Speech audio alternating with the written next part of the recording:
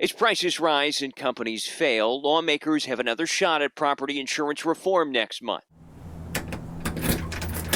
But their policy isn't ready just yet. The governor's office says the language is still being crafted and is expected in the coming weeks. The goal, however, expansive.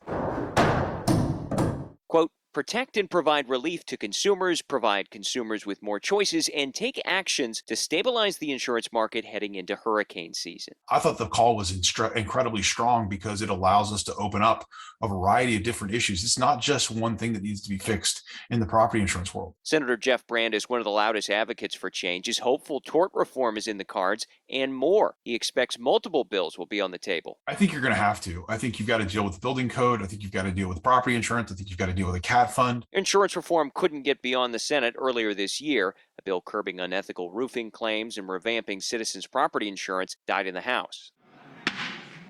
Leaders there wanted more time for previous changes to have an impact. The House Speaker stuck to that message in a Tuesday statement, adding, quote, we look forward to working with our partners to evaluate whether there is more we can do. Time is not our friend at this point because as we're seeing these carriers go insolvent. Rep. Tom Fabricio thinks bare minimum lawmakers need to increase the state's catastrophe fund. The idea has bipartisan support and could prevent further insurance failures just before they're needed most. I'm confident that we're going to be able to get something done. And while the GOP majority hammers out their plan, the state's minority party remains leery. Democrats urging colleagues to act with purpose. Folks are hurting, and if we're going to be brought up here, we have to put some meaning behind the legislation that we sit here and pass.